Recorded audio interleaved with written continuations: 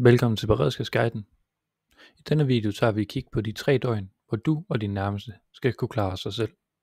Den 15. juni 2024 på et pressemøde på Bornholm, hvor forsvarsminister Troels Lund Poulsen og direktøren i Beredskabsstyrelsen, Laila Renberg, præsenterede de 3 døgn, hvor alle borgere og husstande skal kunne klare sig selv i 3 døgn.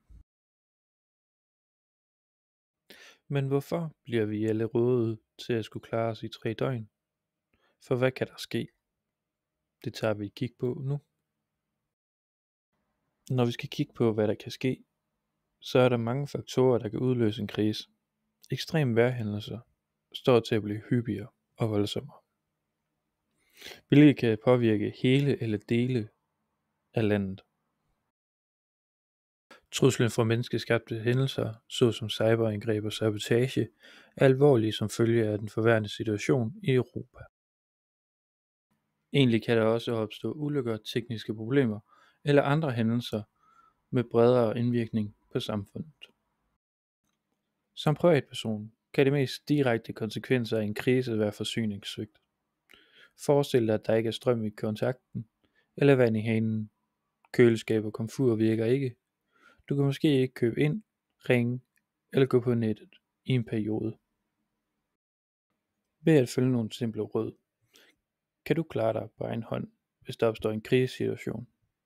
Det er anbefalingen, at du og din husstand skal kunne klare jer i 3 døgn.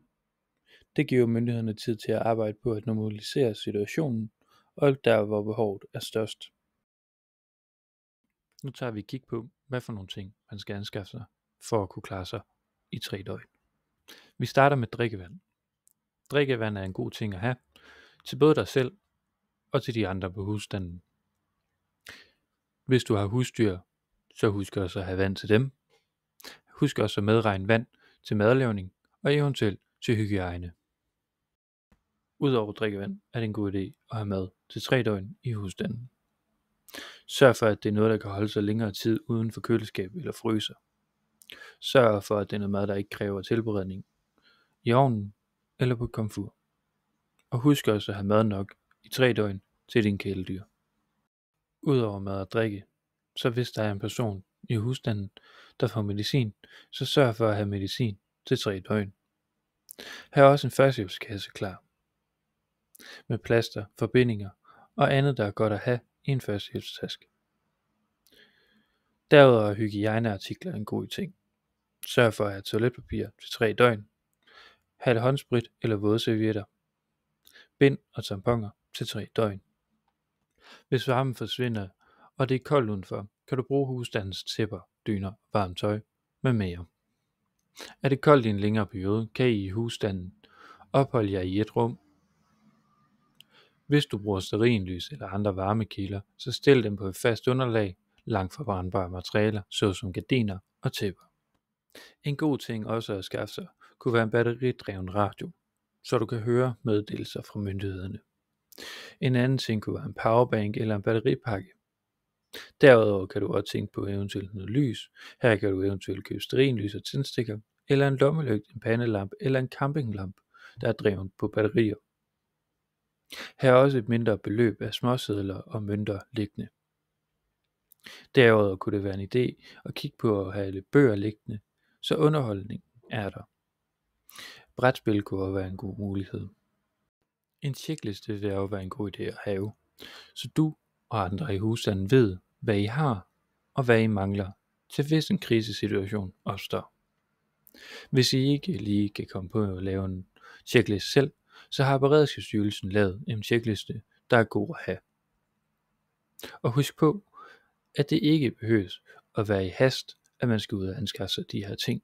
Skaff dem efter jeres tempo og jeres behov. I behøver heller ikke at følge checklisten efter nøje. I kan jo tilføje nogle ting, som I mener jeres husstand har behov for. Efter at have forberedt jeres egen husstand til 3 døgn, så kig da lige rundt i jeres nabolag og se om der eventuelt er en, der har behov for hjælp, som eventuelt ikke kan komme ned selv og handle de ting, som vedkommende har brug for at kunne klare sig i 3 døgn. Eventuelt snak sammen med naboerne og hør, hvad de har gjort. Et godt nabolag kan være med til at sikre, at I kommer godt igennem en krise. Det var Beredskabsguiden, der tog et kig på de 3 døgn. Hvis du kunne lide, hvad du så giv dig gerne et like, og skriv eventuelt en kommentar. Hvis ikke du allerede har gjort det, så tryk gerne på subscribe. Den kan også hedde abonner. Det er helt gratis, og så følger du med her på siden, til når der kommer nye videoer. Beredskabsguiden vil gerne henvise til Beredskabsstyrelsens hjemmeside. Indunder borger kan du finde forberedt på kriser. Herunder kan du finde alle de svar, du har brug for, samt se, hvad du skal anskaffe dig for at kunne klare dig i 3 døgn.